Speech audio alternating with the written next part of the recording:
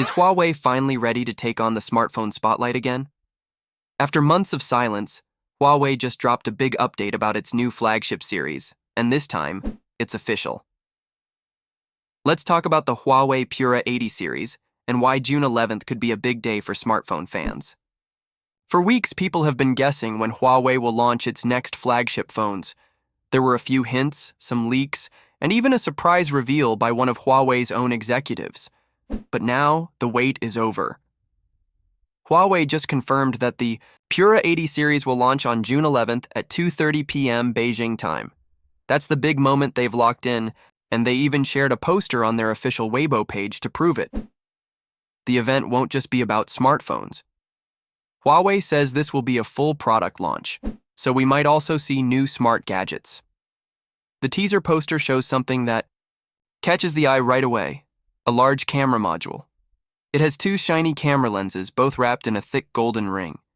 These appear to be periscope-style telephoto camera sensors, which usually help with zoom features. From the way it looks, these lenses could be part of the Pura 80 Pro Plus or maybe the Pura 80 Ultra. Just a few days ago, He Gang, the head of Huawei's consumer business group, was seen holding a phone that looked just like the Pura 80. Some photos even ended up online, showing the back of the phone with a massive camera bump. So it's clear Huawei wants people to notice the cameras this time. The company is also putting the spotlight on its new software. Huawei confirmed that the Pura 80 series will run on Harmony OS 5.0, the latest version of its operating system. This means users can expect a smoother experience and maybe even some new smart features across different Huawei devices. But for now, Huawei hasn't shared much about the specs, like the processor, battery size in milliampere hour, or camera resolution in megapixels. Still, the teaser says a lot without giving away everything. Huawei used this line to describe the phone, with foresight beyond what is seen. That could be a hint about better zoom, low-light photography, or other camera tricks. One thing is clear: they want people to focus on the camera technology. It's no secret that Huawei has been trying to rebuild its spot in the smartphone world, especially after facing so many challenges in recent years. But with the Pura 80 series, they might be trying to bring something bold to the table again. Yes, we still don't know all the hardware details, but from the design leaks and the focus on cameras, Huawei could be going all in on imaging this time around. And if the camera lives up to the hype, it could get the attention of people who care about photography and video on their phones. So here's the deal. June 11th is the day to watch. Huawei will finally reveal the Pura 80 series, and we'll see if the bold design and new software can help it stand out in a crowded smartphone market. Have you ever wondered what Google's next big Pixel phone might look like before it's even announced? Well, thanks to a leaked prototype of the Pixel 10 Pro, we're getting a very early peek. And it's not just pictures. We've got some real info here: the specs, design changes, and even the default ringtones. Let's break it all down. So, first things first, the Pixel 10 series might be announced on August 13th, and fans are already excited. But what's really new this time? The big upgrade lies in the processor. Unlike past Pixel phones that used Samsung's chips with small changes from Google, the Pixel 10 Pro will come with a brand new chip designed completely by Google. It's called the Tensor G5, and it's built from scratch. Here's the cool part. This chip isn't made by Samsung like before. It's made by Taiwan Semiconductor Manufacturing Company, which is the world's top chip maker, using a super advanced 3-nanometer process. To be exact, their third-generation 3-nanometer process called N3P. This should make the chip more powerful and energy efficient. Now, a small mistake in the leaked info showed it was made with a 5-nanometer process. But that's just a typo. The real one is 3-nanometer confirmed. Let's talk specs. According to the leak, the Tensor G5 has the following setup: Cortex-X4 core for top performance, 2 Cortex-A725 cores for balance, 3 more Cortex-A725 cores for extra power, and 2 Cortex-A520 cores to save battery on light tasks. The phone in the leaked pictures is a DVT 1.0 model. That stands for Design Verification Test, which basically means it's an early prototype, not the final product. The code name for the chip is Blazer. Kinda cool. This model also packs 16 gigabytes of RAM and 256 gigabytes of storage. That's more than enough for most people. It's running Android 16, but it's not the quarterly platform release 1 version, which means it's likely a test build. The modem inside is the Exynos 5400 5G modem, the same one used in the Pixel 9 series. That may disappoint some since it's not a new modem, but it still supports strong 5G speeds. Now let's talk design.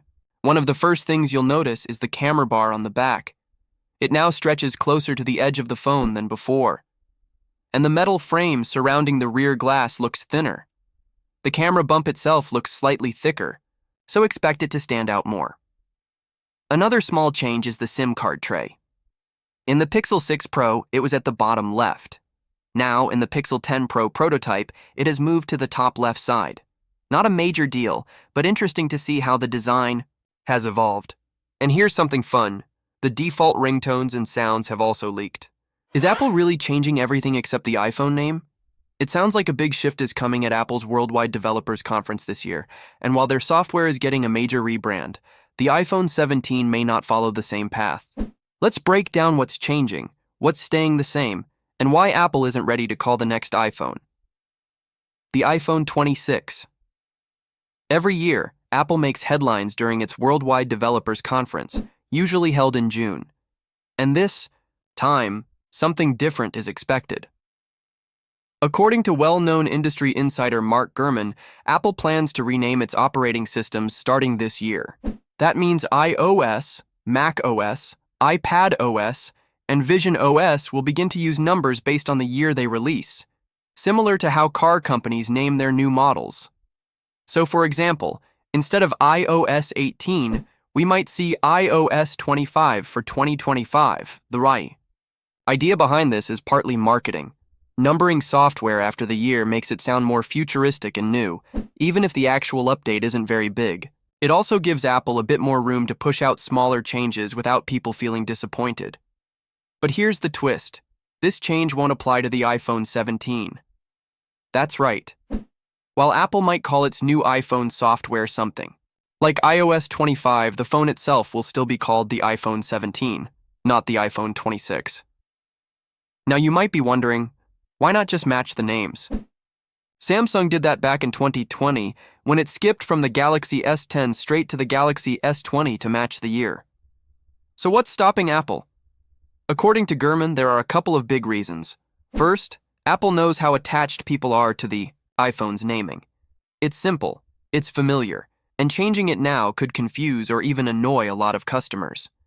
Second, tying the phone name to a specific year might not be a good idea in the long run. Imagine you're buying an iPhone 23 in 2026. Just hearing the name would make it sound old, even if the phone itself is still really good. Apple doesn't want that kind of thinking to hurt sales. It's all about perception. This move also helps Apple separate its hardware and software updates more clearly. By making the software feel fresh and futuristic, Apple can create excitement, even if the iPhone itself doesn't get a huge change.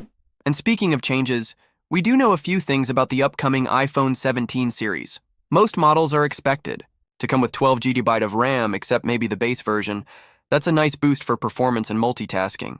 Design changes are also likely, though details are still under wraps. But what's even more interesting is that Apple's new software might look and feel a lot more like Vision OS, the operating system built for the Apple Vision Pro headset.